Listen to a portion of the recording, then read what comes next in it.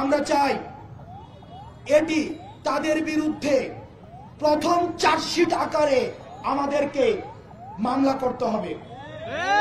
দ্বিতীয়ত, শিক্ষার্থীদের ন্যূনতম যে মানবাধিকার রয়েছে, থাকার জায়গা, শিক্ষার জায়গা, খাবারের যে অধিকার, সেটিকে হরণ করার জন্য তাদের বিরুদ্ধে দ্বিতীয় চার্জশিট আনতে হবে।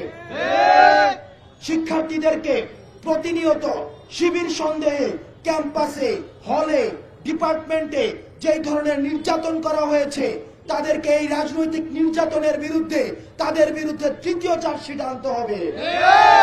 চতুর্থত, আমরা দেখেছি কিছু কিছু শিক্ষক তারা ছিল পার্ট টাইম শিক্ষক এবং ফুল টাইম রাজনীতিবিদ। এই ফুল টাইম রাজনীতিবিদ যারা ছাত্রলীগের এই নির্যাতনকে প্রতিনিয়ত প্রশ্রয় দিয়েছে, তাদের বিরুদ্ধে আমাদেরকে চতুর্থ চার্জশিট আনতে হবে।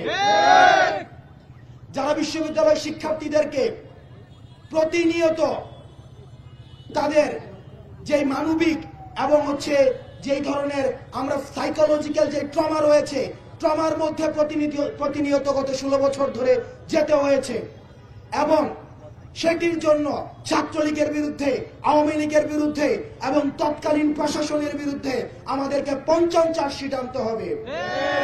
এবং সেটির যখন সুষ্ঠু বিচার নিশ্চিত হবে, ছাত্রলীগ এবং আওয়ামী লীগের যখন সুষ্ঠু বিচার নিশ্চিত হবে, তখন ছাত্র নাগরিক সিদ্ধান্ত নিবে তারা আর এই বাংলাদেশে পুনর্বাসিত হবে কি হবে না।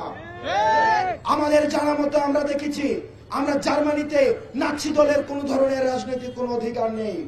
যারা বিভিন্ন জায়গায় মানবাধিকারের প্রশ্ন তুলছেন আওয়ামী লীগ এবং ছাত্রলীগের বিরুদ্ধে, আপনাদের মায়া কান্নাগুলোকে আমরা আমলে নিতে চাই না। সুতরাং আগে ছাত্রলীগের, আওয়ামী লীগের বিচার নিশ্চিত হবে, তার পরবর্তীতে আমাদের অন্য কিছু সিদ্ধান্ত। বাংলাদেশ চিরজীবী হোক, ইনকিলাব জিন্দাবাদ।